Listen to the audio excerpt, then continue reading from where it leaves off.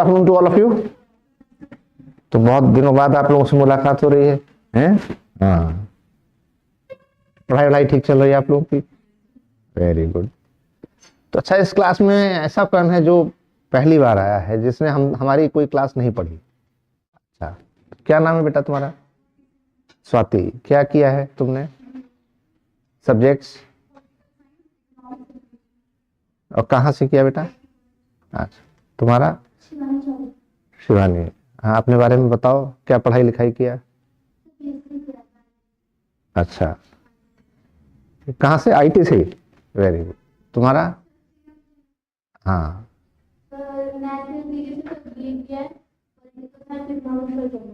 Very good very good. हाँ हाँ, हिमांशु बेटा बताओ। अच्छा, कब किए हिस्ट्री से? 17। उसके बाद पीजी वगैरह में एडमिशन नहीं लिया? अच्छा, फिर क्या करते रहे 17 के बाद? तैयारी कर रहे थे। अच्छा, बैठो।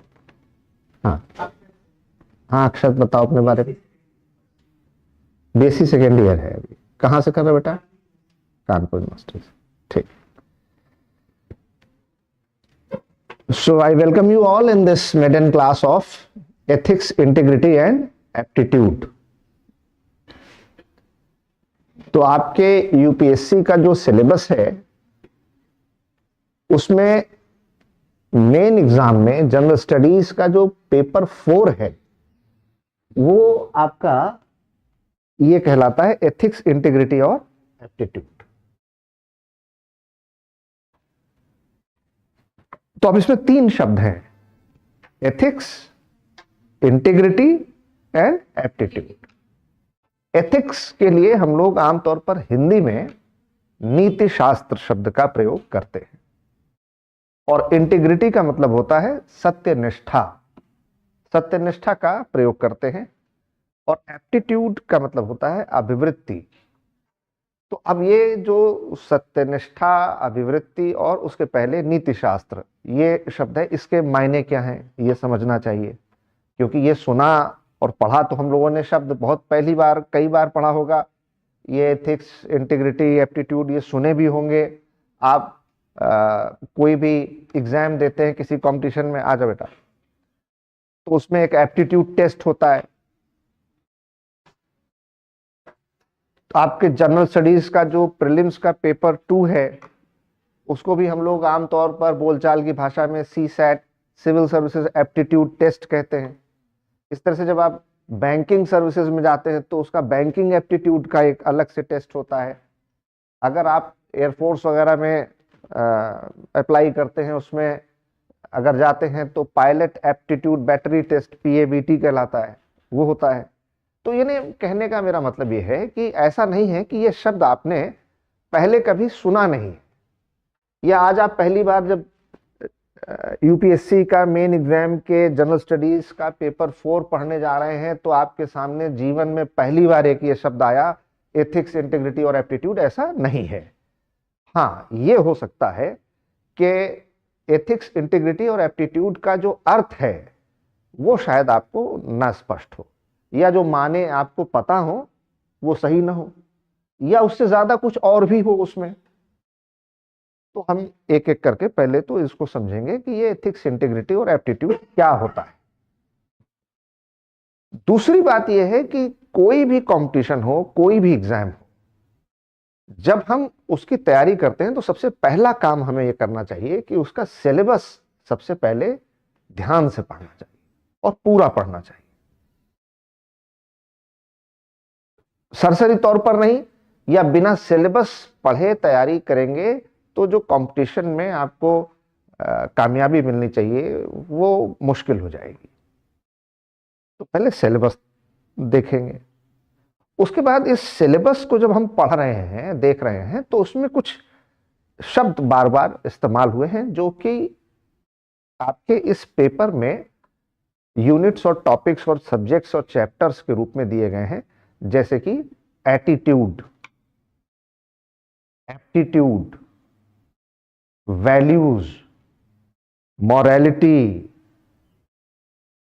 Sympathy, empathy, compassion, emotional intelligence, इस तरह से बहुत सारे शब्द हैं, यानी कि अभिवृत्ति, अभिरुचि, अभिक्षमता, मूल्य, करुणा, सहानुभूति, परानुभूति, समानुभूति, भावनात्मक बुद्धिमत्ता। तो इस तरीके के ये जो शब्द है, इन पर आपका सिलेबस बनाया गया है, जो आपका पाठ्यक्रम है। तो अगर हम इनके अर्थ सही तरह से समझ जाएंगे तो बहुत आसान हो जाएगा एथिक्स के पेपर को पढ़ना और समझना। जैसे अभी हम मान लीजिए मिसाल के तौर पर आपसे कहे, भाई what do you mean by values, मूल्यों से आप क्या समझते हैं? तो वैल्यू शब्द आपने सुना, पढ़ा, लिखा बहुत बार है, लेकिन अगर भी मैं क्लास में आपसे पूछूं कि भाई वैल्यूज का क्या मतलब है, आपके जीवन के मूल्य क्या हैं, what are the values of your life, तो शायद आप इसका जवाब न दे पाए। तो हमें इन चीजों को समझना होगा। तो अब अगर हम देखें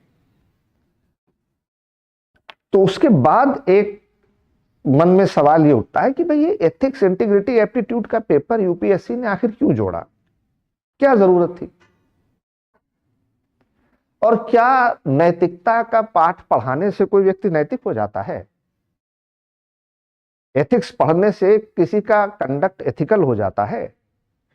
अगर ऐसा होता तो हमारे तमाम आईएएस पीसीएस ऑफिसर्स जिनके खिलाफ रोज अखबार में निकलता है कि आज करप्शन के चार्जेस में पकड़े गए, आज गिरफ्तारी हुई, आज रेड हुआ, और तमाम तरह के आरोप अलग अलग दिन तमाम नेता, मंत्री, अफसर सब पर लगते रहते हैं, और वो पढ़े लिखे लोग हैं। पढ़े लिखे होने का मतलब कम से कम उनके पास फॉर्मल डिग्रीज तो हैं, तो शिक्षित हैं वो, ऐसा नहीं है। तो फिर ये एथिक्स, इंटीग्रिटी, एप्टीट्यूड का पाठ क्यों जोड़ा? और अब तक, जब तक नहीं जुड़ा था तो ऐसा क्या था कि सिविल सर्विसेज में कौन से बुरे लोग आ जा रहे थे, और जब एथिक्स का पेपर जुड़ गया तो अब सारे सदाचारी और नैतिकवादी और सारे बढ़िया लोग आने लगे? ऐसा तो कुछ है नहीं, बल्कि जिस साल एथिक्स का पेपर जुड़ा उसके अगले साल एग्जाम एथिक्स का पेपर देते हुए एक लड़के को फ्लाइंग स्क्वाड ने पकड़ लिया। वो नकल कर रहा था, एथिक्स के पेपर में नकल कर रहा था, और वो ऑलरेडी आईपीएस सेलेक्टेड था। और पिछले साल जिस बार वो सेलेक्ट हुआ था, सबसे ज्यादा नंबर उसके एथिक्स में ही आए थे, और अगर एथिक्स में उसके ज्यादा नंबर ना आते तो शायद उसका सिलेक्शन ही नहीं हो पाता।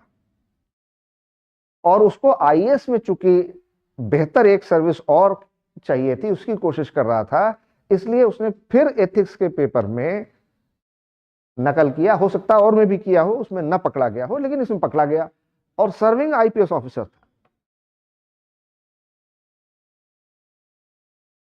तो फिर ये सवाल उठता है कि एथिक्स के पेपर में, जिसमें आपको पिछले बार के इम्तिहान में इतने अच्छे नंबर मिले, उसमें ही आप नकल किए थे कि नहीं पता नहीं, लेकिन इस बार तो साफ साफ आप नकल करते पकड़े गए। तो फिर ये एथिक्स का पेपर जोड़ने से फायदा क्या हुआ? फिर एथिक्स जो है दरअसल कई सब्जेक्ट से जुड़ा हुआ है।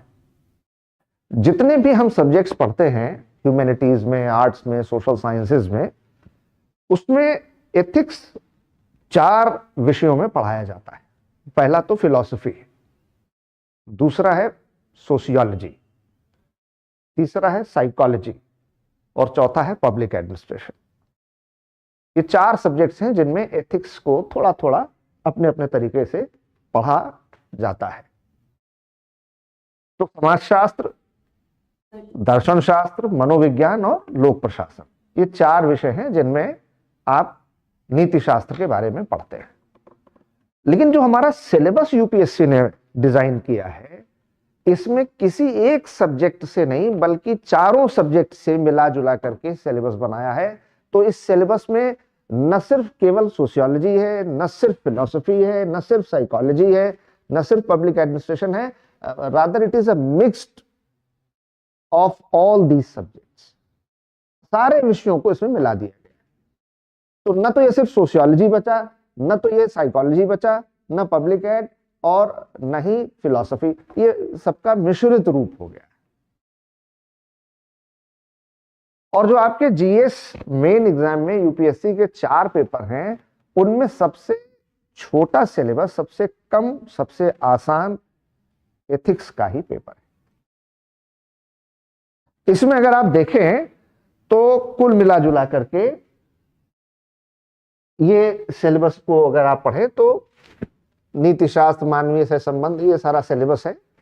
उस सिलेबस में 7 यूनिट है, 7 चैप्टर, 7 चैप्टर्स, 7 इकाइयां हैं। पहली, दूसरी अभिवृत्ति है, एटीट्यूड एप्टीट्यूड वाला है।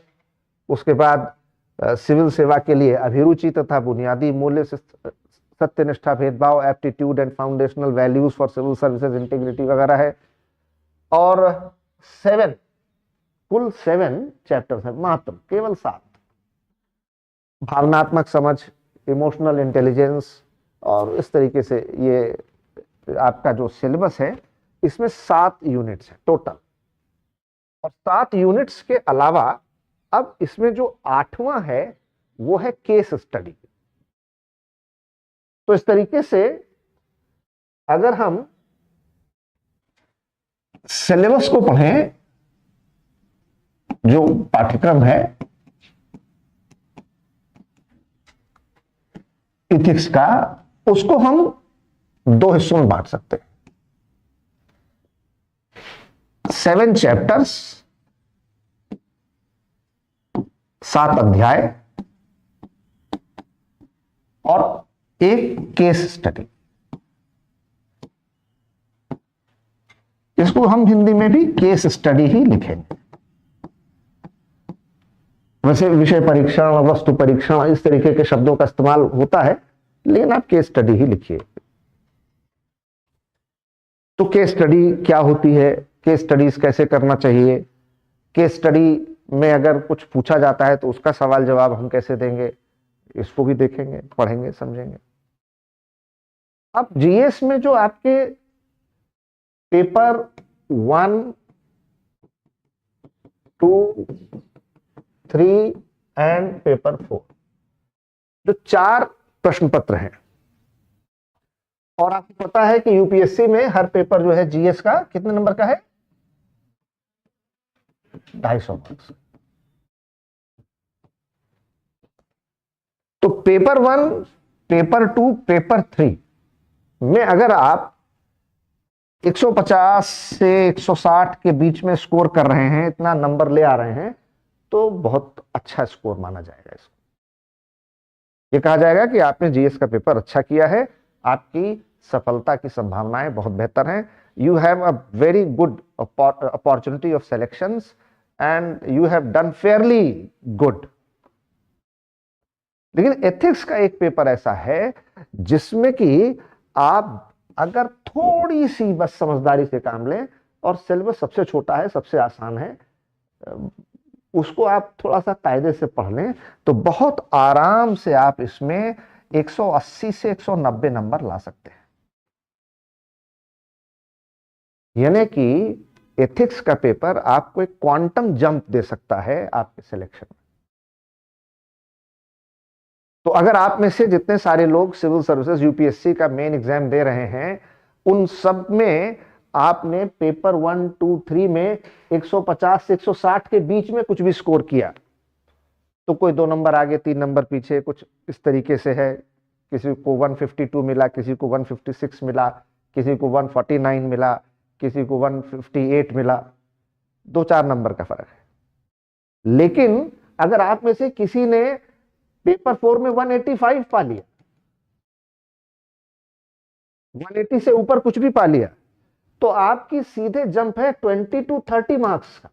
20 से 30 मार्क्स आप ज्यादा पा रहे हैं, और 20 से 30 मार्क्स को कवर कर पाना फिर किसी दूसरे पेपर में एक कैंडिडेट के लिए बहुत मुश्किल काम है, इतना स्कोप नहीं है।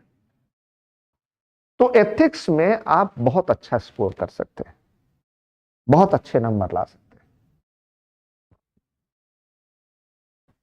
और चूंकि सबसे सरल है, सबसे आसान है, सबसे छोटा सिलेबस है, हाँ इतना जरूर है कि आपने शायद क्लास 6, 7, 8 में जब हम लोग पढ़ा करते थे तो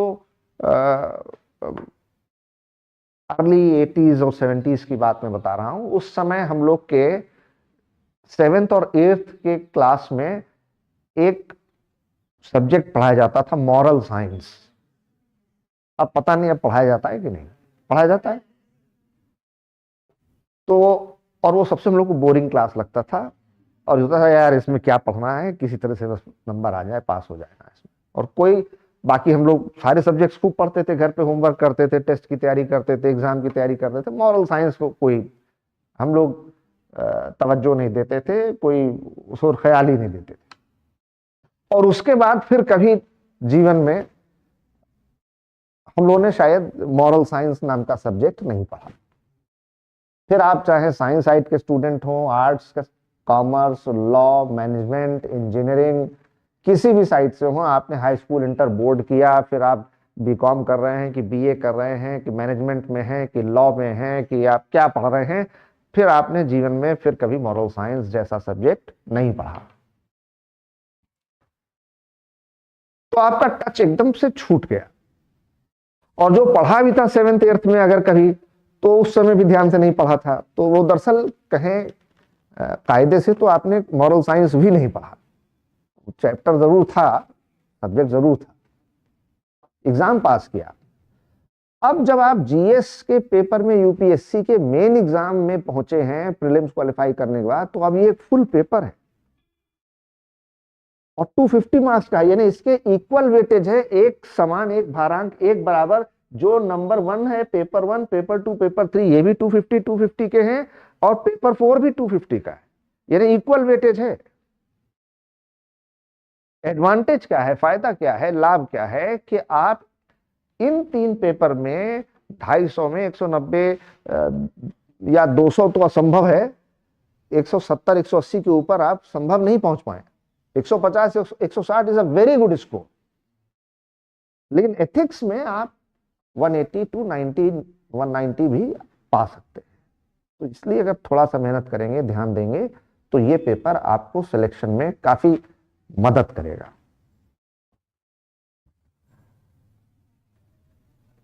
अब आप लोग जो हैं ज्यादातर 18 से 19 से 22 23 24 साल की उम्र के बीच होंगे, यानी कि आप लोगों में से ज्यादातर लोगों की पैदाइश जो है वो 2000 या उसके बाद हुई, और तभी आप जब 21 साल के हो गए हैं, मान लीजिए 2000 में आप पैदा हुए, 2001 में हुए, 2 में हुए, तो अब आप 2023-24 में 21 साल पूरा होने के बाद यूपीएससी का एग्जाम दे सकते हैं। और 2000 के बाद के जो लोग जनरेशन, जिसको नेक्स्ट जनरेशन और आईटी जनरेशन और न जाने क्या क्या कहा जाता है, ये बच्चे पैदा नहीं हुए, डाउनलोड हुए हैं। तो आप लोगों ने जो सोशल मीडिया और इंफॉर्मेशन टेक्नोलॉजी और टेलीकम्युनिकेशन रेवोल्यूशन, उस दौर की आप पैदाइश है। आपने जब होश संभाला, तब से कंप्यूटर और लैपटॉप और मोबाइल फोन और आपके हाथ में स्मार्टफोन, ये सब है। हम लोग की आधी जिंदगी बीत गई, हमने जीवन में कंप्यूटर कभी देखा ही नहीं था, पढ़ना लिखना तो दूर की बात है। एक फिल्म आई थी त्रिशूल, बड़ी अपने जमाने की बड़ी मशहूर मारूफ मकबूल फिल्म थी। उसमें अमिताभ बच्चन, शशि कपूर और संजीव कुमार जैसे बड़े लेजेंडरी एक्टर्स थे, और बड़ी कामयाब फिल्म हुई अपने दौर में। तो उसमें अर्ली 80s की फिल्म होगी ये, तो उसमें शशि कपूर को दिखाया गया है कि ये एक बहुत रिच इंडस्ट्रियलिस्ट फैमिली में पैदा हुए हैं और अमेरिका से पढ़ के लौटे। तो जब वो अमेरिका से पढ़ के लौटे और वो पहली बार अपने फादर के इंडस्ट्री के ऑफिस में गए ज्वाइन करने, तो जो वहाँ लेडी स्टेनोग्राफर या पर्सनल असिस्टेंट सीएमडी की, यानी संजीव कुमार की थी, वो रोल प्ले किया है। लीडिंग एक्ट्रेस अपने समय की थी राखी ने। तो वो हर चीज अपना लिखती पढ़ती थी। तो शशि कपूर कहते हैं कि अरे डैडी ये क्या जमाना है, आप ऐसे हाथ पांव से वैसे काम कहाँ चलता है, कंप्यूटर लगवाइए। तो सब क्यों पढ़ते हैं कंप्यूटर, ये क्या होता है। तो वो भी फिल्म जब हमने देखी थी तो हमने भी पहली बार कंप्यूटर शब्द तभी सुना था, और उसके बाद हमारी पूरी पढ़ाई हो गई, हमने कंप्यूटर न देखा, एक फिल्म में हमने नाम सुना कंप्यूटर। फिर जब हम हाई कोर्ट में सर्विस करते थे, ये बात है 91 92 की, 30 साल पहले, तो ये पता चला कि साहब अब कंप्यूटर लगेगा। वो मतलब सबके मन में बड़ी जिज्ञासा थी कि अच्छा कंप्यूटर देखा जाएगा। तो एक कंप्यूटर रूम तैयार किया गया, उसमें एसी लगाया गया, और इतना बड़ा एक कंप्यूटर आया।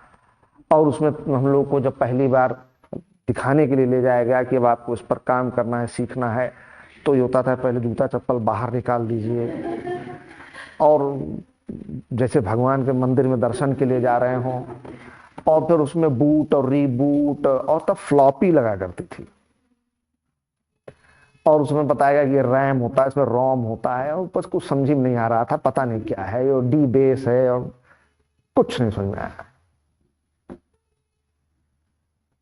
एक बात की खुशी थी कि उस कमरे में एयर कंडीशन लगा हुआ था, तो हम लोग चाहते थे कि भाई हमारी ड्यूटी उस रूम कमरे में लग जाए, तो दिन भर गर्मी में कम से कम अंदर आराम से रहेंगे। वरना हम लोग की जो सरकारी दफ्तर में जहां हम लोग काम करते थे, वहां एसी वगैरह नहीं था।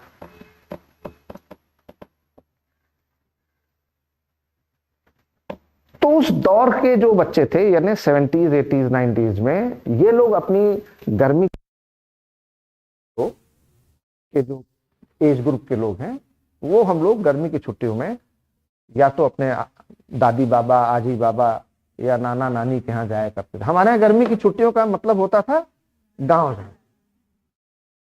और पूरे 2 महीना हम लोग गर्मी की छुट्टियों में गांव में रहते थे। और बड़ा मजा आता था। और जून जुलाई, मई जून जुलाई, 6 जुलाई के आसपास स्कूल खुलता था। मई जून 2 महीने पूरी छुट्टी रहती थी, और पूरे गांव में और खाली बनियान और निक्कर पहने और घूम रहे हैं और दौड़ रहे हैं, और बाग बगीचा और पेड़ पर चढ़ जा रहे हैं, आम तोड़ रहे हैं। न 40 डिग्री सेल्सियस पता लगता था, न 42 डिग्री सेल्सियस पता। तब डिग्री हम लोग जानते नहीं थे, मतलब अब तो रोज देखते हैं कि कई डिग्री सेल्सियस आज का टेम्परेचर है, गर्मी में भी जाड़े में। उस समय रात में सोते वक्त, और हम अपने बाबा के पास सोते थे, और हम लोग के घर के मतलब गांव में जो घर था, उस घर में छत पर पुआल बिछ जाती थी या दरी वरी बिछ जाती थी, उसी पर सब लोग सोते थे। और उस सुबह होते होते इतना ठंडा हो जाता था कि चादर ओढ़नी पड़ती थी। आसमान में फिर वो बाबा कहानी सुनाया करते थे, देखो ये सप्तऋषि मंडल है, ये जो तारों का तुम समूह देखो ना, इसे सप्तऋषि मंडल कहते हैं, ये वो ध्रुव तारा है। तो हम लोग पूछते थे कि ये सप्तऋषि मंडल क्या है, ये ध्रुव तारा क्या है। तो हम लोग को कहानियां सुनाया करते, और कहानी सुनाते सुनाते हम लोग सो जाते थे। उन कहानियों से बड़ी नैतिक शिक्षा मिलती थी, बहुत मॉरल वैल्यूज सीखने को मिलते थे, अच्छा बुरा सही गलत क्या है ये जानने को मिलता था। और छुट्टियों के बाद जब हम लोग फिर से वापस अपने अपने शहरों में, जहां भी पिताजी की पोस्टिंग थी, फादर सर्विस करते थे, वहां लौटते थे, तो उस समय स्कूल से आने के बाद शाम को 4 से 5 बजे के बाद हम लोग फील्ड में अपने घर के सामने आसपास जो मैदान होता था उसमें खेलने चले जाते थे, और लौटते वक्त कॉमिक्स लाते थे। चंपक, नंदन, इंद्रजाल कॉमिक्स, अमर चित्र कथा, चंदा मामा, चाचा चौधरी। और अमर चित्र कथा तो खासतौर पर इसमें पंचतंत्र की कहानियां होती थी, और हम लोग इस तरीके की कहानियां खूब सुनते और पढ़ते थे कि छोटी छोटी कहानियां लेकिन बड़ी मॉरल वैल्यूज देती थी कि पक्षियों का एक समूह आकाश में उड़ता चला जा रहा था। पक्षियों को भूख लगी तो उन्होंने नीचे देखा एक जगह खूब ढेर सारे दाने गिरे हुए हैं, तो पक्षियों ने सोचा कि उतर के दाना खा लिया जाए, चुग लिया जाए।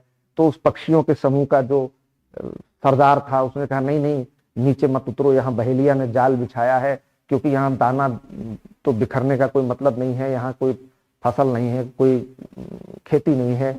लेकिन भूख से व्याकुल पक्षी नहीं माने और वो नीचे उतर गए और जाल में फंस गए। अब जब जाल में फंस गए तो ये हुआ अब तो बहेलिया आएगा और सबको बंद करके पिंजरे में बेच देगा या रख देगा, कैद कर देगा। तो फिर जो उसमें से राजा था पक्षियों का, उसने कहा कि भाई ठीक है, हम लोग अकेले तो इस जाल को नहीं तोड़ सकते, लेकिन अगर सब एक साथ पूरी ताकत लगा दें तो जाल ही लेकर उड़ जाएंगे। और तब ऐसा ही कि एक साथ सारी ताकत लगाई और पूरा जाल लेकर उड़ गए। तो इससे नैतिक शिक्षा मिलती है कि एकता में बल है। इस तरह से एक बंदर था, एक अजगर था। अजगर रोज कहता था कि आओ बंदर मामा, मैं तुम्हें नदी की सैर कराऊं। जबकि अजगर चाहता था बंदर को खाना, कि उसका जो है, उसने सुना था अजगर ने कि बंदर का कलेजा बड़ा स्वादिष्ट होता है। तो बंदर एक दिन उसकी बातों में फंस जाता है और उस अजगर पर सवार हो जाओ। जब बीचों बीच में वो नदी में पहुंचता है तो अजगर कहता है अब मैं तुम्हें खाऊंगा। तो कहता है कि भाई क्या खाओगे? बोला तुम्हारा मैं कलेजा खाऊंगा। तो बोले यार पहले बताना चाहिए था, कलेजा तो मैं वहीं छोड़ आया। और फिर वो अजगर कहता अच्छा अच्छा चलो फिर लेकर आओ। तो फिर बंदर भाग जाता है, कहता है कि अच्छा तुम ही बहुत होशियार हो। तो ये आपकी एक नैतिक शिक्षा देता है कि कैसे आप मुसीबत में अगर हो तो अपनी बुद्धि का, चातुर्य का, अपने इंटेलिजेंस का इस्तेमाल करके आप संकट से, समस्या से बाहर आ सकते। इस तरह से बहुत सारी छोटी छोटी कहानियां जो हम पढ़ा करते थे। धीरे धीरे सोशल मीडिया का जमाना आ गया और अब आप लोग ज्यादातर फेसबुक, इंस्टाग्राम, व्हाट्सएप इसी में बिजी रहते हैं। आप लोग पता नहीं आप में से किसी ने पहले कॉमिक्स पढ़ी है कि नहीं, वरना हम लोग के जमाने में तो मैंड्रेक्स और बेताल और लोथार और चाचा चौधरी और मोटू पतलू और राजन इकबाल, ये सब कैरेक्टर होते थे, बड़े हीरोइक कैरेक्टर थे हम लोग। और चाचा चौधरी उसमें लिखा था इनका दिमाग कंप्यूटर से भी तेज चलता है। तो पता नहीं आप लोगों ने ये पढ़ा है कि नहीं। लेकिन सोशल मीडिया में अब आपको मॉरल वैल्यूज की कहानियां बताएं, पढ़ाएं, लिखाएं, ऐसा अक्सर मैंने तो नहीं देखा है। एक कुकू एफएम आजकल आता है। कुकू एफएम पर कुछ एक आध स्टोरीज हैं, उनको अगर आप सुनना चाहते हैं, और तमाम सब्जेक्ट्स पर है, हिस्ट्री पे है, ज्योग्राफी पर है और मॉरल साइंस पे भी है। तो कहने का मतलब ये है कि हम लोगों के बाद वाली जो पीढ़ी है, जो आपकी जनरेशन है, क्योंकि ज्वाइंट फैमिलीज होती चली गई, लोग अपने घर गांव देहात से कटते चले गए, बड़े शहरों में जाकर के उनके माता पिता नौकरी करने लगे। तो अब मदर फादर और उनके बच्चे कहीं एक किसी अपार्टमेंट के किसी एक फ्लैट में अब रह रहे हैं। तो गांव का आना जाना खत्म हो गया, गांव से रिश्ता कम रह गया या नहीं रह गया। अब आपको बाबा, आजी, नाना, नानी जो कहानियां सुनाया करते थे, जिस तरीके से आप उनसे लोरियां सुना करते थे, जिस तरीके से आप उनसे जीवन के मूल्य सीखा करते थे, वो सब धीरे धीरे खत्म होते गए या कम हो गए। और जैसा जो अटैचमेंट हम लोग का अपने बाबा, आजी, नाना, नानी की तरफ था, जितना प्यार और लगाव था, वो आज की जनरेशन में नहीं, क्योंकि अब वो लोग एक दूसरे से बहुत कम साथ रहते हैं या साथ नहीं रहते। थोड़ा और अगर आपने कायदे से पढ़ाई लिखाई कर लिया और विदेश चले गए तो आपका अपना संबंध अपने माता पिता से भी खत्म हो जाता है। रोज इस तरीके की खबरें आप अखबार में पढ़ते हैं कि मुंबई के बहुत पॉश इलाके में, एक बहुत अच्छी रिच सोसाइटी में, अपार्टमेंट के एक फ्लैट में एक बुजुर्ग महिला मरी पाई गई, जो कि 1 महीने से पहले ही मर गई थी, लेकिन अकेले घर में रहती थी तो कोई था ही नहीं, जान ही नहीं पाया। जब उसके उनके मरने की खबर तो उसकी महक आसपास और स्मेल लोगों तक गई, तो ताला तोड़ा तो पता चला कि महिला जो है वो मृत पड़ी है। तब उनके बच्चे को फोन किया गया जो अमेरिका में था, तो फिर वो आया। यानी बच्चे ने भी, इसका मतलब ये है कि माँ से लगभग एक महीने से फोन पर भी बात नहीं किया होगा। और ऐसी घटनाएं रोज कुछ न कुछ किसी न किसी रूप में आती है। तो जब आप एथिक्स पढ़ते हैं तो एथिक्स पढ़ने से आपको ये सारे इश्यूज बहुत क्लियर हो जाते हैं कि हमें अपने लाइफ की वैल्यूज को, अपने लाइफ के प्रिंसिपल्स को, अपने जीवन मूल्य और सिद्धांतों को कैसे समझना है, और हम अपने जीवन को थोड़ा और बेहतर कैसे बना सकते हैं।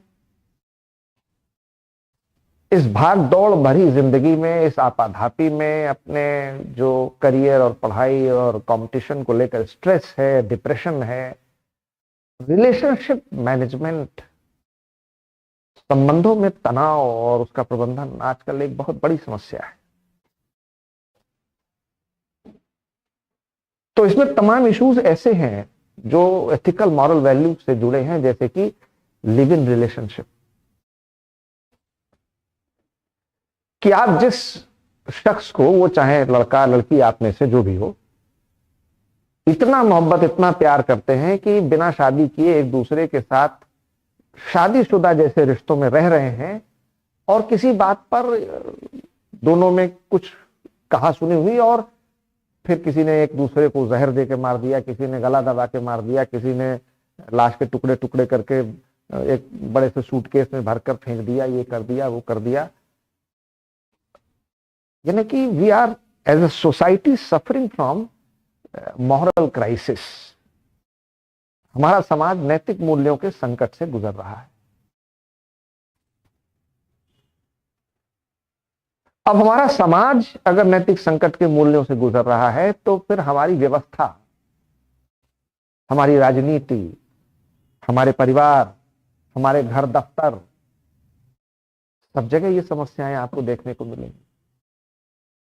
जो कहा करते थे कि मर जाएंगे लेकिन भाजपा में नहीं जाएंगे,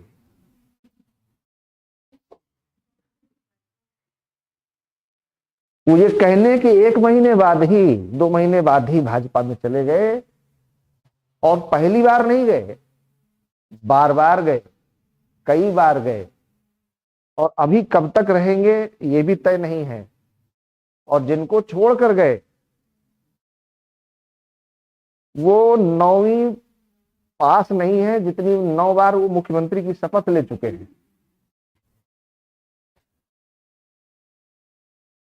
जो कहते थे मैं बच्चों की कसम खाता हूं, ना गाड़ी लूंगा, ना मोटर लूंगा, ना बंगला लूंगा, ना सिक्योरिटी लूंगा, ना ये करूंगा ना वो करूंगा, मैं कट्टर ईमानदार हूं, उन्होंने वो सब किया जो न करने की कस्में खाई थी। नाम लेना तो जरूरी नहीं है, आप समझे नहीं। एक पलटू बाबा, पलटू राम है, आदरणीय मुख्यमंत्री श्री नीतीश कुमार, बिहार सरकार के मुखिया है। दिल्ली में आम आदमी पार्टी के अरविंद केजरीवाल, हेमंत सोरेन, नया ताजा मामला चल रहा है।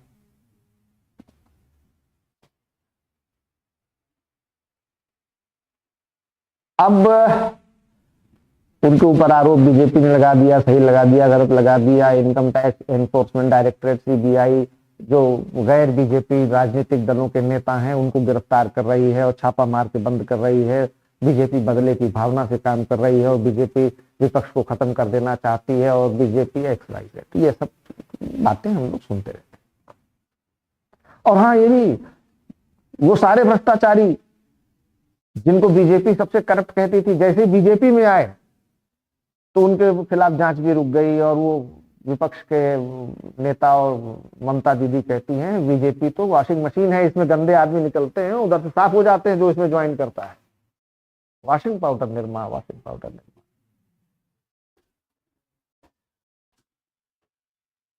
इस तरह से होमोसेक्सुअलिटी,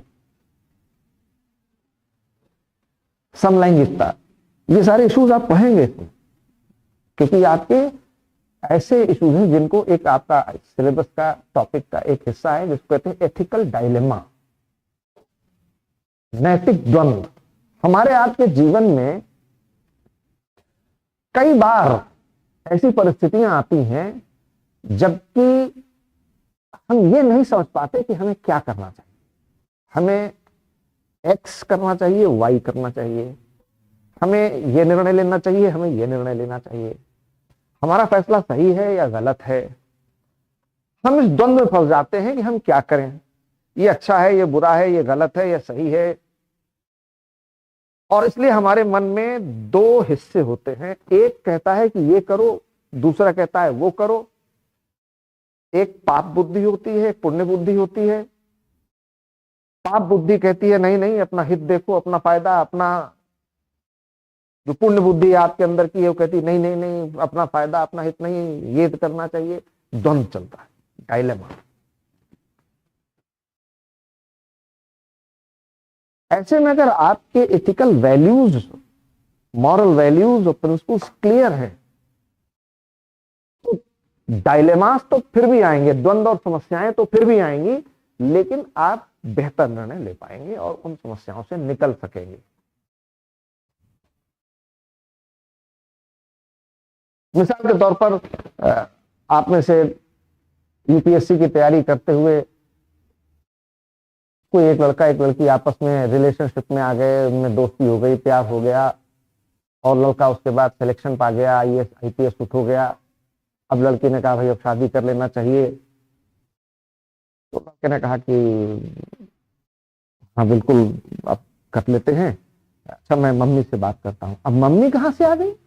और मम्मी अगर कह देंगी कि नहीं करना है तो नहीं करोगे, और जब प्यार कर रहे थे हमसे तो मम्मी पूछे कर रहे थे। अरे यार तुम तो खामखा नाराज हो रही हो। मैं अब ये बताओ आखिर तुम चाहते हो शादी हो तो कायदे से हो ना, घर वालों की सहमति से, और हम लोग सब कायदे से हो। तो मैं यही तो कह रहा हूँ, अगर मम्मी से पूछ लूंगा। अब लड़के ने एक दिन फिर हिम्मत करके डरते डरते मम्मी से कहा कि मम्मी वो ऐसा है कि वो आप रिश्ते देखना बंद कर दीजिए इधर उधर, क्योंकि मैं एक जगह रिलेशनशिप में हूँ। अब मम्मी ये सुनते ही बिफर पड़ गई। क्या मतलब?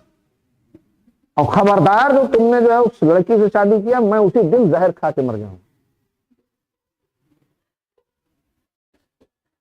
अब लड़का गया, अगले दिन बताया यार मम्मी तो कह रही है कि जहर खा के मर जाऊंगी। अच्छा तो सिलेक्शन हो गया तो तुम्हारा दिमाग खराब हो गया, और जो है तुम जो है मोटे मोटे दहेज मिल रहे होंगे तुमको, तुम मम्मी जहर खा के मर जाऊंगे, और अगर तुमने मुझसे शादी नहीं किया तो मैं जहर खा के मर जाऊंगा। Ethical dilemma. अब लड़का क्या करे? मम्मी की तरफ जाए, प्रेमी अपनी महबूबा की तरफ जाए, क्या करे?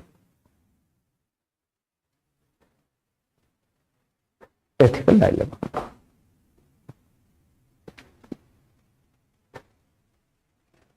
अभी सुप्रीम कोर्ट ने सुनवाई में यह कह दिया कि होमोसेक्सुअलिटी को पहले, अभी कुछ साल पहले तक, under section 377 of the Indian penal code it was criminal punishable offence.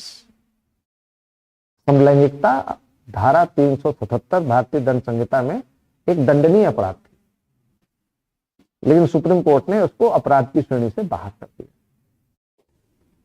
तो फिर होमोसेक्सुअल रिलेशनशिप में जो लोग हैं उन्होंने सुप्रीम कोर्ट में एक और पिटीशन दाखिल किया कि हम लोगों को अब जब आपने इसे अपराध की श्रेणी से बाहर कर दिया है तो राइट टू मैरिज भी हमको दिया जाए, विवाह करने का अधिकार। और दुनिया के तमाम देशों में होमोसेक्सुअल रिलेशनशिप में मैरिटल रिलेशनशिप को लीगल रिकॉग्निशन दिया गया है, इसके प्रमाण हैं, और ये कई यूरोप वगैरह के देशों में ये चलता है, तो हमारे यहाँ भी ये होना चाहिए। बड़ी बहस हुई इस पर,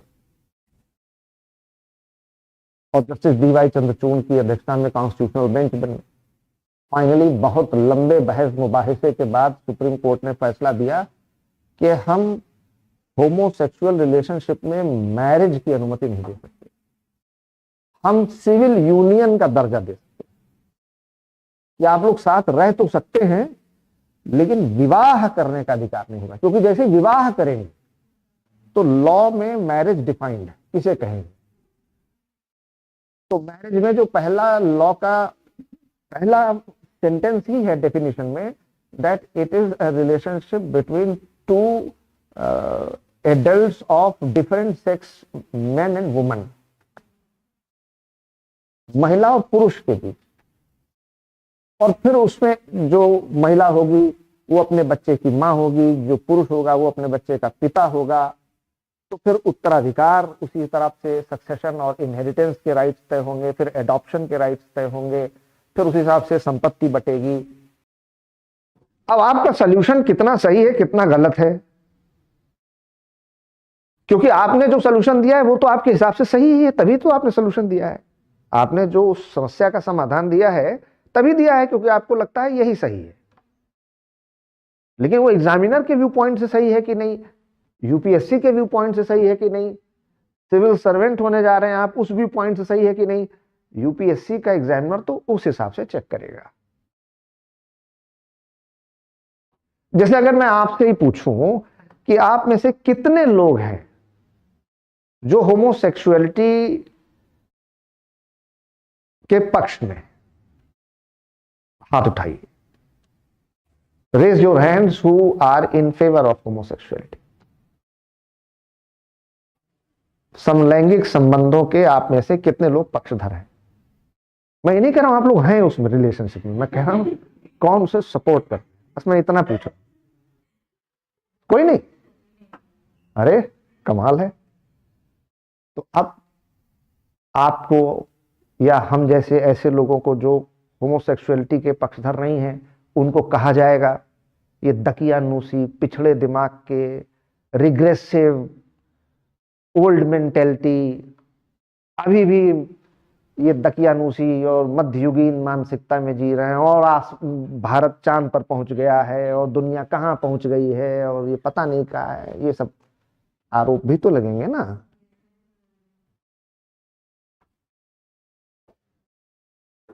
और अगर आप इसको सपोर्ट कर रहे हैं तो आप बड़ा लीगल और बड़ा प्रोग्रेसिव और लिबरल माइंड का, बड़ा आपको उदार और बड़ा भारी मॉडर्न और प्रोग्रेसिव सोच वाला व्यक्ति माना जाएगा।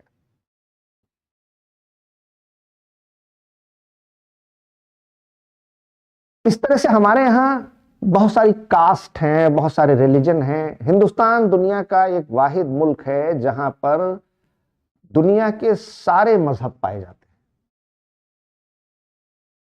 यहां तक कि हमारे यहाँ जो इस्लाम के मानने वाले लोग हैं, इस्लाम में 72 फिरके हैं, 72 सेक्ट्स।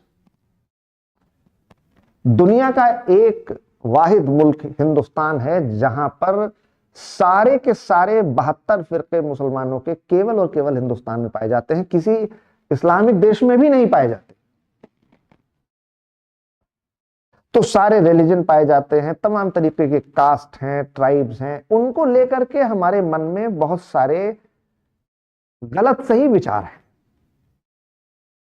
ये छोटी जाति का है, ये बड़ी जाति का है, ये ऊंची जाति का है, ये नीची जाति का है, ये मुसलमान है, ये सिख है, ये ईसाई है, ये पारसी है, ये सब ऐसे ही होते हैं, वो अच्छे होते हैं, वो बुरे होते हैं, ये अगड़े होते हैं, वो पिछड़े होते हैं। एक हमारा माइंडसेट है। हम लोग जनरलाइजेशन कर लेते हैं, सामान्यीकरण।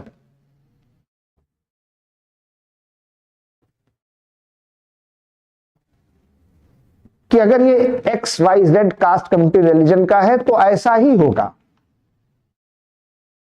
अच्छा या बुरा जो भी हमारे मन में है। जबकि हर कास्ट कम्युनिटी रिलीजन में कुछ लोग अच्छे हो सकते हैं, कुछ बुरे हो सकते हैं। तो कुछ अच्छे और कुछ बुरे लोगों के आधार पर हम एक निष्कर्ष निकालकर बैठ जाएं और अपने मन में यह धारणा बना लें कि सब अच्छे होते हैं या सब बुरे होते हैं, यह संभव नहीं है। और इसलिए हम अगर आप देखेंगे तो ये पाएंगे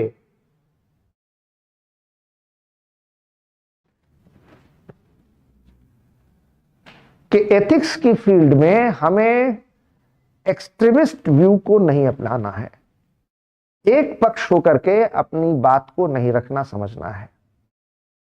यानी कि अगर हम एक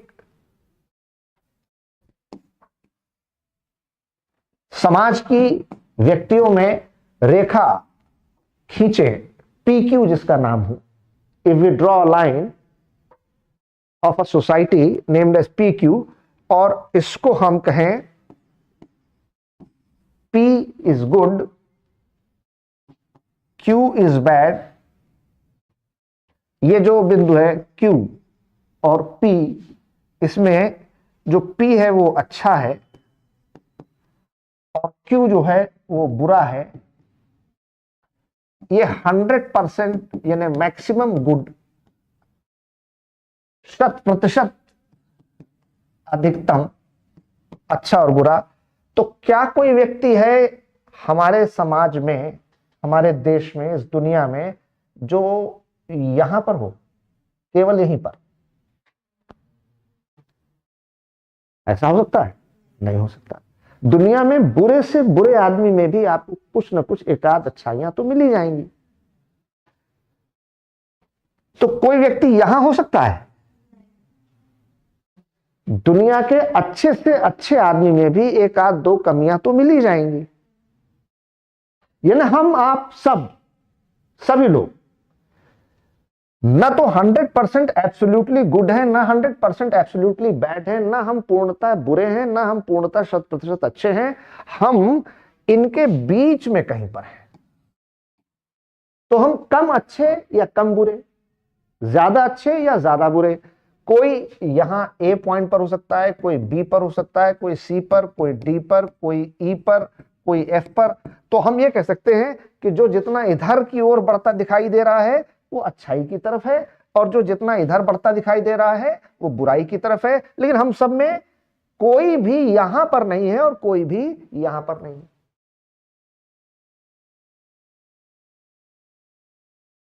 और इसलिए हम सब लोगों में मॉरल वैल्यूज को लेकर, एथिकल वैल्यूज को लेकर कन्फ्लिक्ट होता रहता है, द्वंद्व होता है।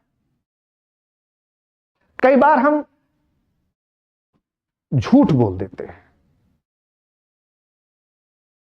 और बाद में तकलीफ होती है कि यार फालतू का झूठ बोला, सच बता देना चाहिए था। बड़ा पश्चाताप होता है।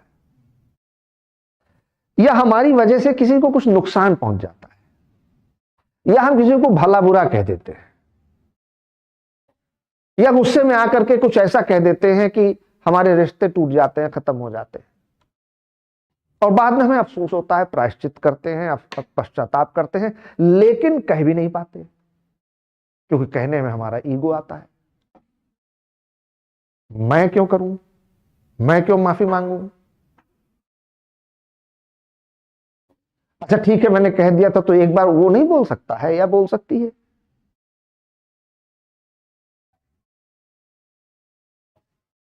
तो जब भी हम किसी का कुछ बुरा कर देते हैं, बुरा बोल देते हैं, जानबूझकर या अनजाने, तो बाद में हमें रियलाइज होता है कि यार ये गलत हो गया।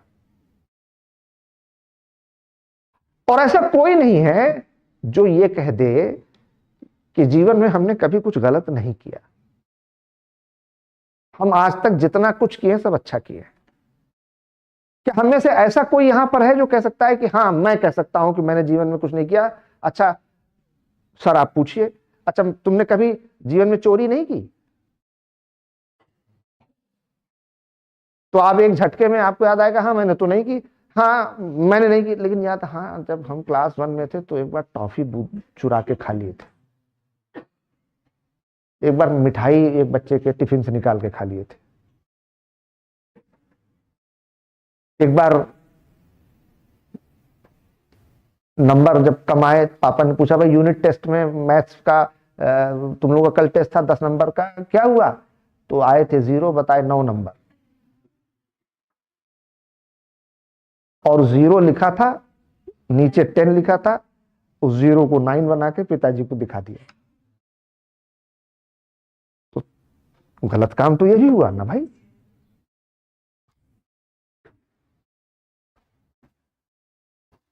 अच्छा हम में से कोई ऐसा हो सकता है जो कि ये कहे कि मेरे जीवन में कुछ भी हो जाए, कभी भी किसी भी परिस्थिति में, वो चाहे कितना भी बुरा से बुरा हो, मैं किसी की हिंसा नहीं कर सकता, हत्या नहीं कर सकता, किसी की जान नहीं ले सकता?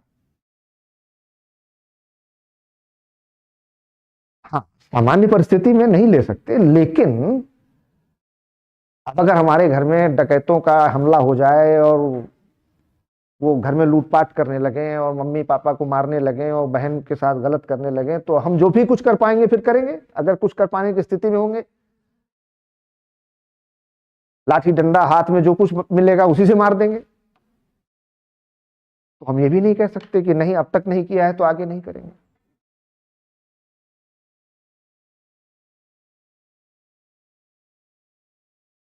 यानी कि हम लोग सभी में कुछ न कुछ ऐसे, और हर बार हर व्यक्ति के जीवन में ये होता है कि कई फैसले हमको लेने पड़ते हैं जो हम मुसीबत में आ जाते हैं, क्या फैसला लें, कई बार हम गलत कर जाते हैं।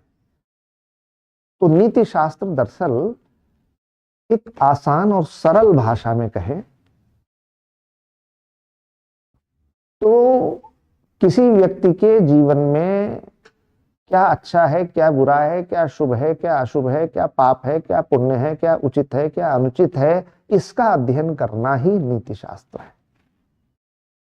इन अ वेरी सिंपल लैंग्वेज। ये कोई मैं ऑथर की या कोई डेफिनेशन नहीं दे रहा हूं आपको। As a layman, that to study about the good and bad, right and wrong in the life, society or individual of any person, this study is called ethics. तो अब एथिक्स, जिसके लिए नीति शास्त्र शब्द का प्रयोग किया गया है, के अलावा एक शब्द और आता है मॉरलिटी, नैतिकता। तो ये क्या है? फिर दोनों में क्या अंतर है, एथिक्स और मॉरलिटी में? क्या दोनों ये एक ही हैं कि अलग अलग हैं? तो इन सारी चीजों को समझेंगे, पहले कुछ पॉइंट्स आप लिखें।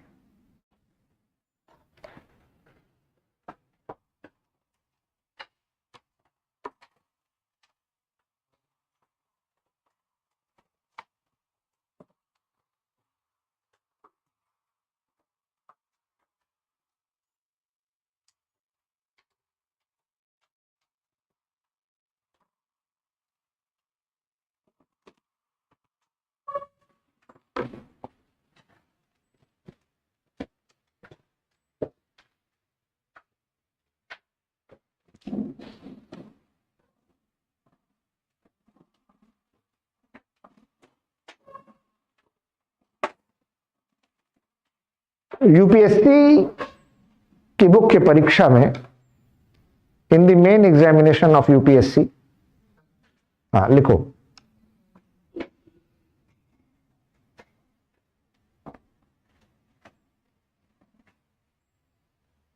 पेपर 4 ऑफ जीएस, सामान्य अध्ययन का चतुर्थ प्रश्न पत्र is related to ethics, integrity and aptitude.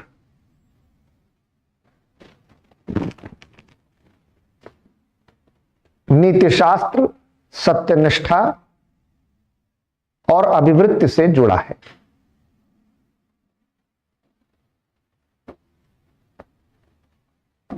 Its syllabus has total 43 topics. इसके पाठ्यक्रम में कुल 43 विषय हैं, which are divided into 7 chapters और यूनिट्स, जो 7 अध्यायों या इकाइयों में बटे हैं। सच एज, जैसे कि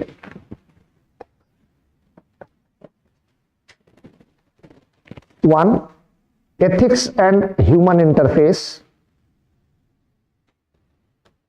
नीति शास्त्र एवं मानव संबंध,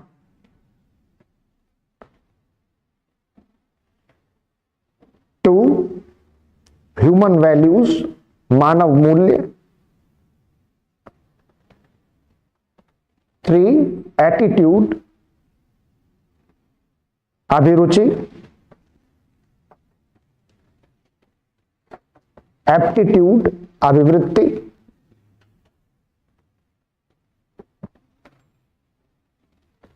नेक्स्ट मॉरल थिंकर्स, नैतिक चिंतक। Next, probity in governance, probity in governance, अभिशासन में शुचिता।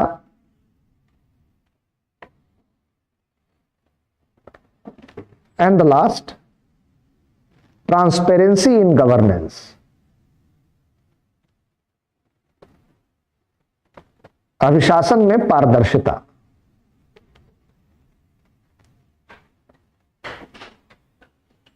In addition to these 7 chapters,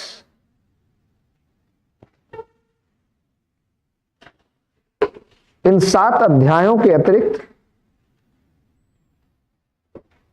the other one is called as case study. एक अन्य विषय वस्तु केस स्टडी कहलाती।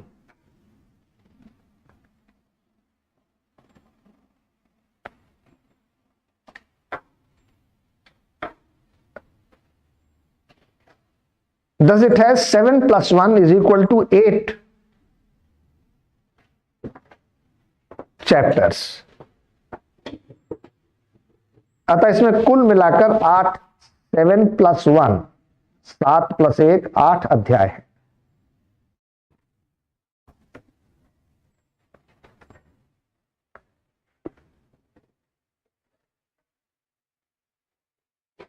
This subject primarily deals with the following questions.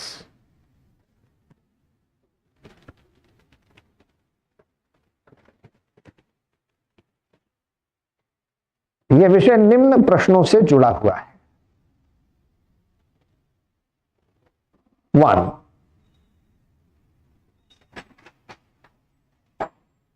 नीति शास्त्र का अर्थ और अभिप्राय क्या है? What do we mean and understand by ethics?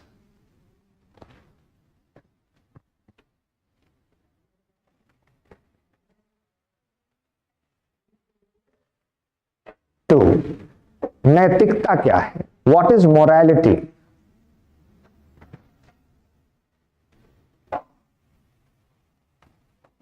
Next, नीति शास्त्र और नैतिकता में एक दूसरे से भिन्नता और समानता क्या है? What are the differences and similarities between ethics and morality?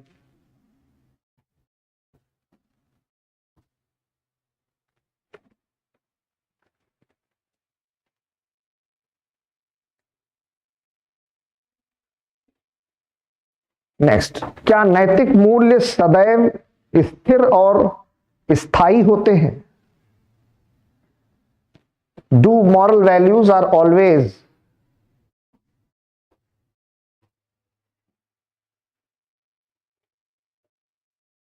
Remain stable and permanent?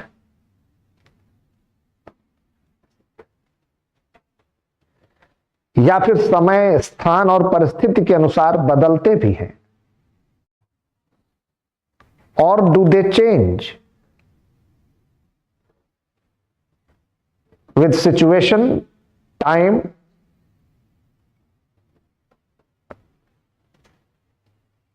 And place?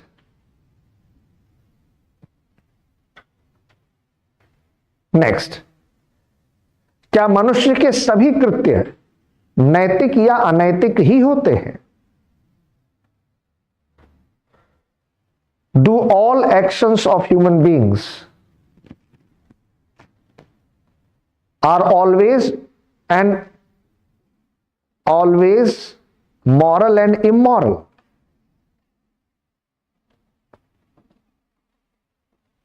या यह भी संभव है, और it is also possible,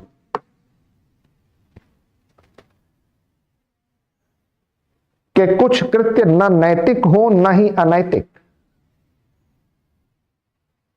That few actions are neither moral nor immoral.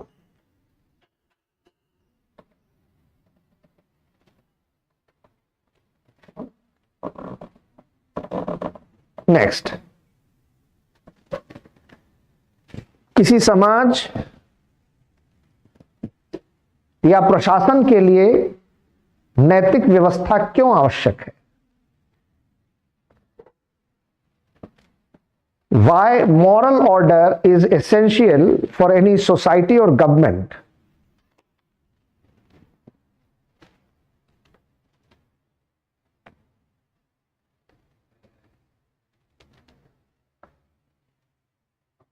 Next,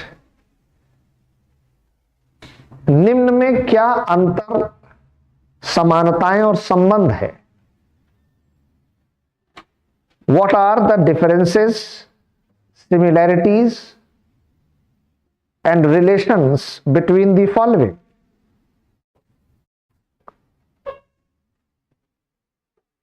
one, नीति शास्त्र एवं नैतिकता, ethics and morality. 2, नैतिकता एवं धर्म, morality and religion.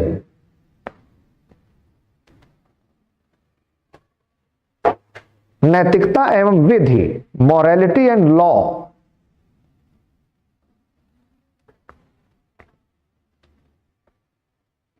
नेक्स्ट, पाप, भूल एवं अपराध, सिन, एरर एंड क्राइम. स्वभाव एवं चरित्र, नेचर एंड कैरेक्टर.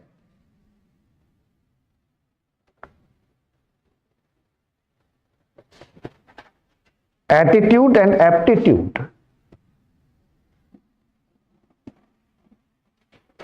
अभिवृत्ति एवं अभिरुचि.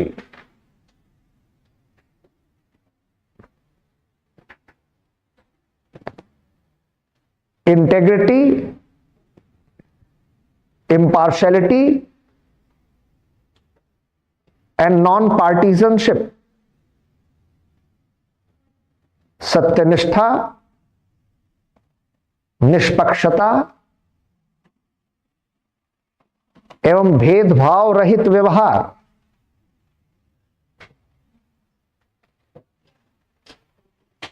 Next, sympathy, empathy and compassion. Sympathy, empathy and compassion.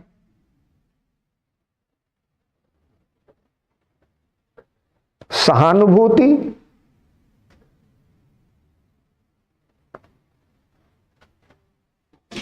परानुभूति या समानुभूति. हां, परानुभूति या समानुभूति एक ही मतलब है. एवं करुणा, कंपैशन, करुणा.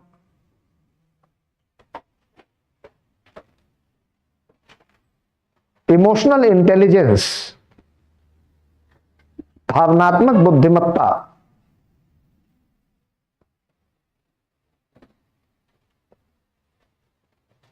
नेक्स्ट, कोई कृत्य नैतिक है या अनैतिक, इसका आधार क्या है? एनी कंडक्ट इज मॉरल और immoral, what is it's basis?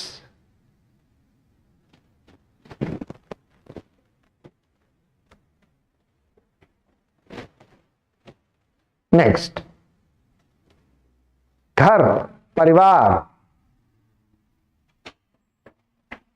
समाज और शैक्षणिक संस्थाओं का नैतिकता में क्या योगदान है या भूमिका है? What is the role of home, family, society and educational institutions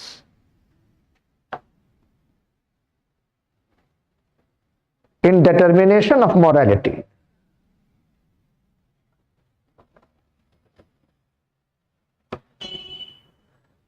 next, भिन्न व्यक्तियों में नैतिक मूल्य भिन्न क्यों होते हैं?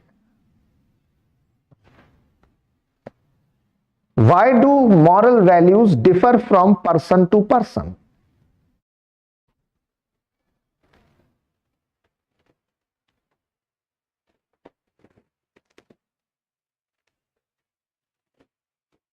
नेक्स्ट, आप अपने जीवन में किस व्यक्ति को नैतिक आदर्श मानते हैं? Whom do you consider as a moral idol in your life?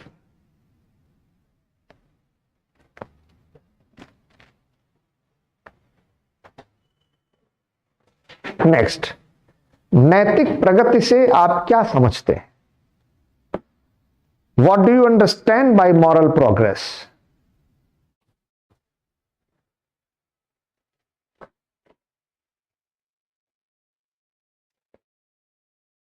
क्या मानव सभ्यता ने पर्याप्त नैतिक प्रगति कर ली है? Does human civilization have made sufficient moral progress?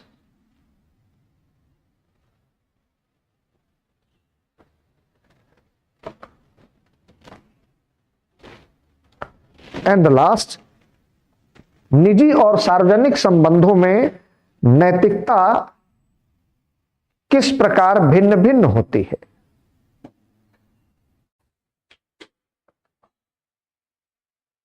How does morality differ in private and public relationship? उदाहरण सहित स्पष्ट करें. Explain with example.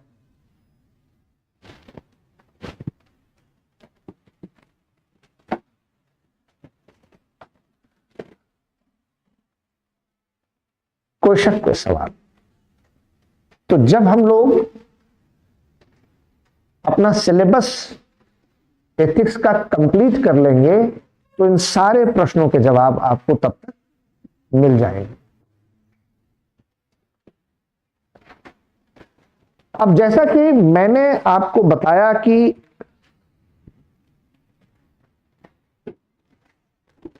हमारे जीएस पेपर 4 के सिलेबस में एथिक्स जो है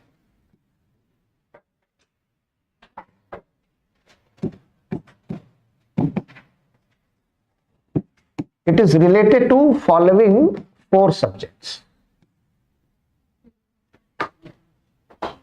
philosophy, sociology,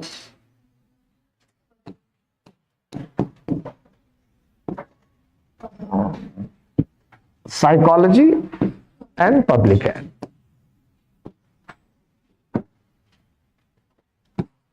दर्शन शास्त्र, समाज शास्त्र, मनोविज्ञान, लोक प्रशासन.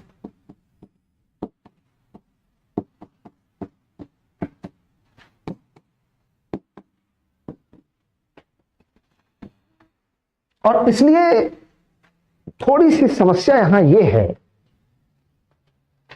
कि अगर आपने एथिक्स के सिलेबस को केवल फिलॉसफी या केवल सोशियोलॉजी या केवल साइकोलॉजी या केवल पब्लिक एडमिनिस्ट्रेशन की तरह पढ़ा और समझा और बताया, तो आप सब्जेक्ट को, जो सिलेबस आपका यूपीएससी का है, उसको आप नहीं समझ पाएंगे, उसमें अच्छे नंबर नहीं मिलेंगे. और इसलिए हमको जब ये विषय पढ़ना है तो दरअसल करना क्या होगा, we will have to adopt a holistic approach in which we have to try understand and study this syllabus of the subject incorporating all these 4: philosophy, sociology, psychology and public administration. So it's almost a bag of borrowings, a mixed bag.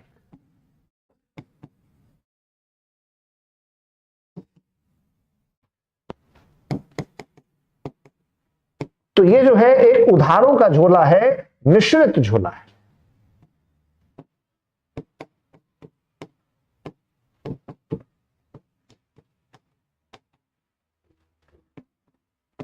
मिश्रित।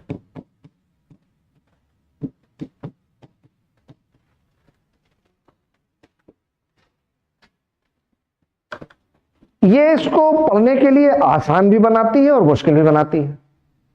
आसान इसलिए बनाती है क्योंकि अगर आपने इनमें से कोई भी एक सब्जेक्ट नहीं पढ़ा है तो थोड़ा थोड़ा पढ़ना है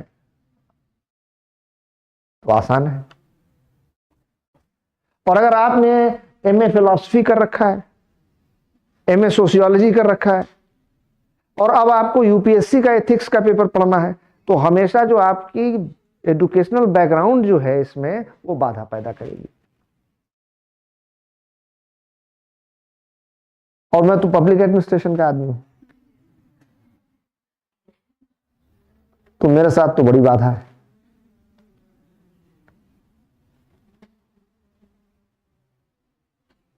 लेकिन इससे फायदा यह है कि आपको थोड़ा थोड़ा हर विषय का एक परिचय मिलता है, एक दृष्टि मिलती है। You get to know about the feel of the subject, flavour of the subject.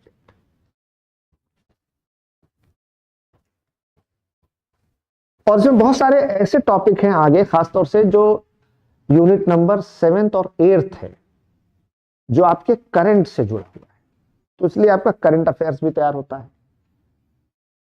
जैसे उसमें लोकपाल है, राइट टू इंफॉर्मेशन है, सिटीजन्स चार्टर है, ये सारी चीजें हैं। नागरिक अधिकार पत्र, सूचना का अधिकार, लोकपाल वगैरह, इंस्टीट्यूशंस के बारे में है, जैसे सीबीआई है, ईडी है, इनकम टैक्स है, तो ये क्या करते हैं, कैसे कैसे काम करते हैं, इन सब के बारे में आपको पता चलता है। एथिक्स की अगर समझ बेहतर होती है, यूपीएससी का ये सिलेबस आप अच्छे से पढ़ते हैं तो एक फायदा और होता है, एसए का जो पेपर है वो भी आपका अच्छा तैयार होता है।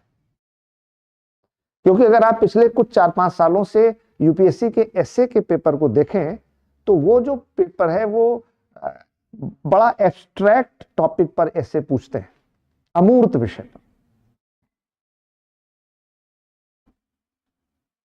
वो डायरेक्ट की problem of corruption in India, भारत में भ्रष्टाचार की समस्या,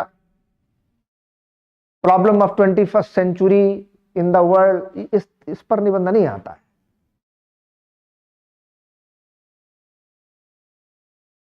वो बहुत एब्स्ट्रैक्ट विषय होते हैं। लेकिन उसके लिए आपकी सोच अगर बेहतर नहीं है, deep understanding and analytical ability नहीं है, सोचने समझने की आपकी क्षमता गहरी और बेहतर नहीं, तो आप निबंध नहीं लिख पाएंगे अच्छा। और निबंध में फिर ये एक ऐसा सब्जेक्ट का पेपर है जिसमें आप बहुत अच्छा स्कोर कर सकते हैं या बहुत खराब कर सकते हैं। तो यूपीएससी के आपके सिलेक्शन में जीएस का पेपर 4 और एसए, अगर आपने इसमें अच्छा स्कोर कर लिया तो ये आप तय जानिए कि आपको कोई ना कोई रैंक जरूर मिलेगी। और इंटरव्यू में बेहतर कर लिया तो आपकी रैंक बहुत अच्छी ऊपर चली जाएगी। और ये बहुत आसान विषय है, मैं बार बार कह रहा हूं। उसमें ये सारी चीजें आप जो सुन रहे हैं पहली बार या पहले से सुनते चले आ रहे हैं, लेकिन बहुत उसके बारे में स्पष्टता से नहीं पता है, बहुत you are not very clear about it. तो जब हम लोग एक एक करके सारे टॉपिक्स यूनिट वाइज पढ़ना शुरू करेंगे तो क्लियर हो जाएगा। और वो कैसे क्लियर होगा, हम पहले आपको वो सारे टॉपिक्स लेकर के बताएंगे कि उनका मतलब क्या। जैसे कि वैल्यूज, इस पर बात करेंगे, मूल्य, एटीट्यूड, एप्टीट्यूड, इमोशनल इंटेलिजेंस, एक एक करके इस तरीके से सारे वर्ड्स जो हैं एक एक करके पहले इनको समझ लेंगे तो फिर आगे जब चैप्टर पढ़ते जाएंगे तो आपको कोई दिक्कत ही नहीं होगी, क्योंकि आपको पहले से पता है इसका मतलब क्या है। और इस तरह से बहुत कम समय में बहुत आसानी से हमारा पूरा सिलेबस तैयार हो जाएगा। और फिर जब से एथिक्स का पेपर जुड़ा है से पिछले साल तक के एग्जाम का हम लोग यूपीएससी में जो पेपर में क्वेश्चन पूछे गए हैं वो निकाल लेंगे। और फिर हम आपसे कहेंगे कि अच्छा अब रैंडमली इसको चेक करो कि क्या ये क्वेश्चन तुम कर पा रहे हो कि नहीं कर पा रहे हो। तो जब सिलेबस कंप्लीट होगा और जब देखोगे कि अभी आज की तारीख में जाकर घर पे चेक करना कि जो एथिक्स में पूछा गया है वो क्वेश्चन पेपर में जो सवाल आए हैं वो कर पा रहे हो कि नहीं, तो लगेगा कि नहीं कर पा रहे, समझ ही में नहीं आ रहा है पूछ के आ रहा है, तो लिखेंगे क्या? When you are not able to understand even the question, how will you write the answer? लेकिन जब आप इस सिलेबस को कंप्लीट करके क्लास खत्म करने के कगार पर होंगे तो आप फिर से निकालेंगे पूरा पेपर, हम क्लास में कराएंगे आपको, तो आप कहेंगे अरे सर ये तो बहुत आसान था। तो बस करना क्या होगा? करना होगा कि रेगुलर क्लास में आना होगा, नोट्स जो मैं आपको क्लास में लिखाऊंगा वो लिखना होगा, और जो हम लोग के बीच में डिस्कशन होगा, डायलॉग होगा, बातचीत होगी, it will not be A monologue कि खाली मैं बोल रहा हूं आप खाली सुन रहे हैं, नेताजी का भाषण चल रहा है ताली बजा के चले गए, ऐसा नहीं। आप सवाल जवाब करेंगे, मैं आपके सवालों का जवाब दूंगा, एक पहले टॉपिक लेंगे उसको डिस्कस करेंगे, फिर मैं आपसे पूछूंगा, अब आप सवाल कीजिए, अब आप मुझसे सवाल पूछेंगे, मैं जवाब दूंगा, फिर आपके मन में जो भी शक शुबहे सवालात क्वेश्चन डायलेमा आंसर डाउट्स हैं वो सब क्लियर होते जाएंगे। तो कोई अलग से सर क्या कोई किताब भी पढ़नी है? नहीं, कोई किताब पढ़ने की जरूरत नहीं, जो क्लास नोट्स हैं, जो क्लास में लेक्चर्स हैं, जो डिस्कशन है सफिशिएंट। तो बाहर आके सर कोई एक बुक बता देते, बहुत किताबें हैं बाजार में, तो बिला वजह उनको खरीद करके अपना टाइम अपना पैसा अपने रिसोर्सेज वेस्ट मत करो। वैसे भी यूपीएससी में तुम्हें बहुत पढ़ना है, तो जहां जहां हम रैशनलाइज कर सकते हैं चीजों को, जहां कुछ कम कर सकते हैं और जहां कुछ एकदम सीधे उस टॉपिक पर बात कर सकते हैं, वहां अपनी मेहनत बचा करके दूसरी तरफ लगा लें जो हम थोड़ा सा हमारे लिए डिफिकल्ट एरिया है। तो आपको जो स्टडी मटेरियल के रूप में हम यहां से देंगे और जो क्लास में हम आपको बताएंगे, लिखाएंगे और डिस्कशन करेंगे, that is sufficient. Is that very clear? तो उसके लिए सिर्फ एक ही शर्त है, regularly attend the class. But there are few students who are regularly irregular and there are few who are irregularly regular. तो ऐसा नहीं होना है, ठीक है ना? तो हाँ एग्जाम तो अब तुम लोग का अभी आर ओ है, फिर पीसीएस प्री है 17 मार्च को, यूपीएससी का है एग्जाम कब, डेट क्या है? चलो जो भी है, तो अब यूपीएससी का हम प्रीलिम्स जब दें तो इस पूरी तैयारी के साथ दें कि मेंस देना है और इंटरव्यू में भी निकालना है इसी साल।